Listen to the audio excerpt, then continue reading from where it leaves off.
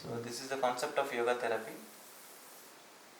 Now I integrate the mind body medicine part and integrated medicine part and yoga part, and we'll say how we are working. Say at a gross physical body, what best we can give for that particular person or a patient is medicines,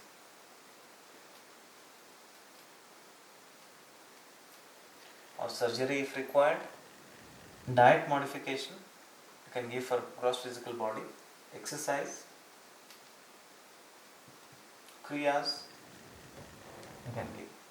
So at a gross physical body, I am including exercises, diet modification, yogic kriyas, shat kriyas, and medicines. And for the vital body, energy body, I am prescribing pranayamas. Prana means vitality or vital energy. Ayama means regulate that vital energy. So only autonomic or involuntary system which we can control for very few seconds is our breath. So that's why scripture says breath is a mahaprana. We leave our breath when we die, they say, because it's so very important. And pranayamas are important because it regulates your entire vital energy by the key of your breath. So heartbeat we cannot control, our digestion we cannot control, our thoughts we cannot control, but respiration is the one thing which we can control at least for a few seconds, maybe 30 to 40 seconds voluntarily. So that 30 to 40 seconds is combined in the form of different regulations of breath, we call it as a pranayama. And few other techniques like anything which increases your vital energy. Acupuncture. He's coming. He's coming. Hey. Acupuncture, acupressure, tai chi, qigong, anything which increases your vital energy is combined with this particular disease, with this particular therapy part. Okay. For emotional body, what we can give is counseling, letting go. Few people, you'll be surprised to say that, or you'll be surprised to listen that kirtans, bhajans, or some musics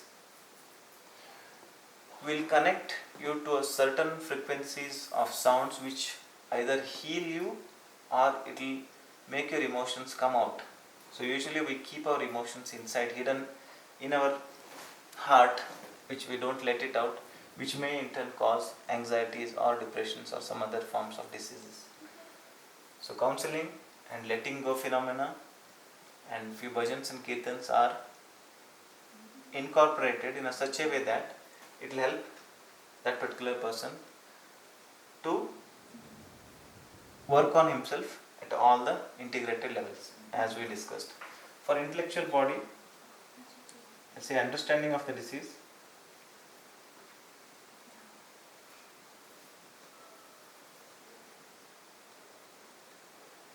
patient education,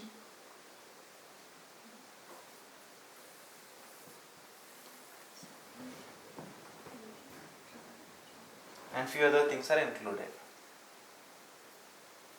So intellectual body is mainly that when I know about the disease as a patient, I can treat myself far better, or I can work on myself better along with medicines, diet and exercises.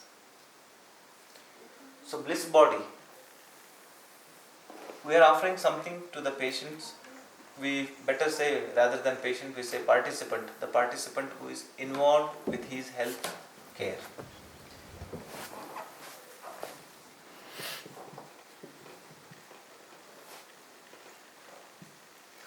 Any form of incorporation of treatment in the form of something which makes that particular patient happy is also a form of treatment where patient or a participant feel relaxed at that particular moment. So in this we can include group activities,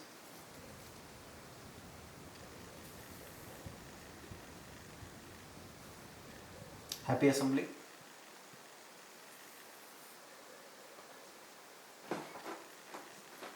or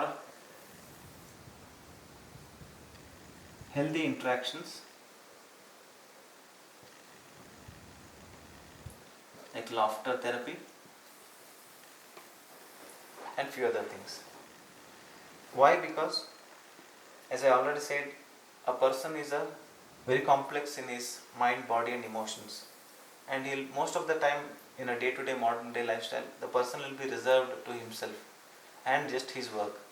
He'll not have time to communicate his emotions or her emotions to other persons who is a neutral person who can listen.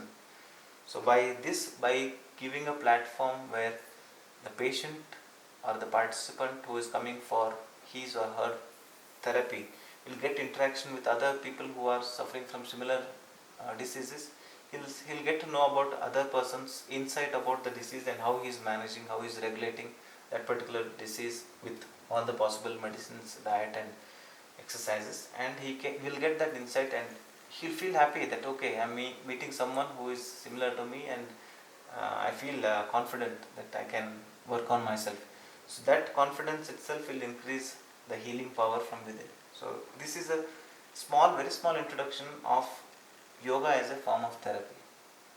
So I'll give a small example of somebody emotionally upset. Okay.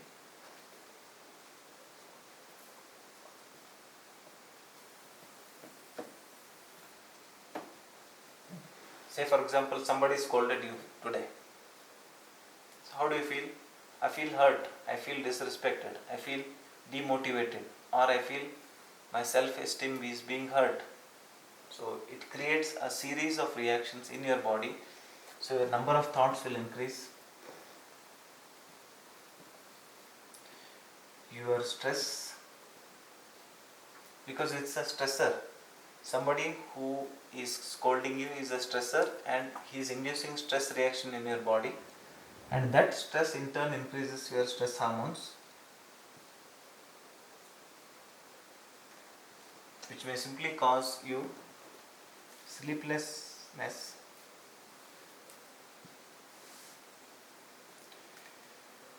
loss of appetite,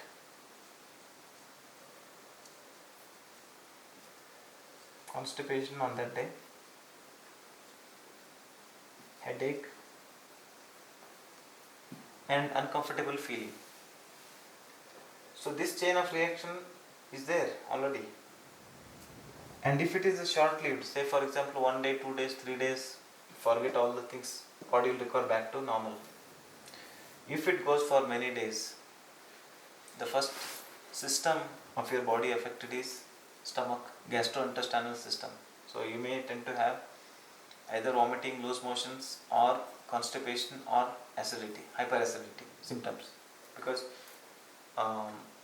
gastrointestinal system or a alimentary canal is a one which is extremely sensitive for emotional changes, and it will be the first set of organs or a group of organs will get affected by them.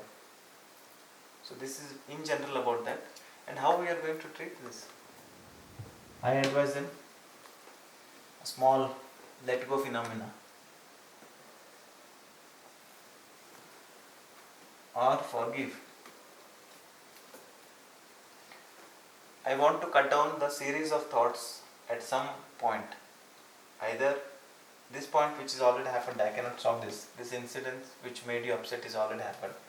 So number of thoughts, you can do something in a way that which enhances your vitality or enhances your energy and reduces that disturbing energy in you. So what best you can do? What best you can do is let go. Your self-esteem is being hurt, okay, fine. Don't hurt your self-esteem repeatedly by your own self. The one person has hurt your self-esteem, that's one time incident already happened. But by making you remember every time, you are repeating that process of upsetting by your own thoughts, and you are hurting yourself, you are hurting your self-esteem. So what you should do is just let go. Take it in the form of challenge.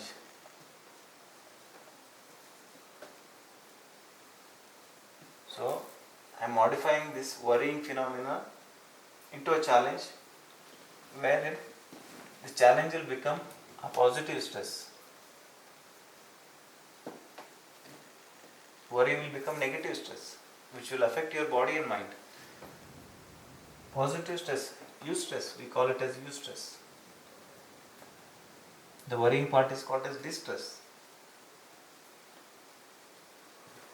Few other examples of eustress is you got a job, or you got a job promotions, or you are getting married, or you have a children. You are having a child, you are going to become mother or father.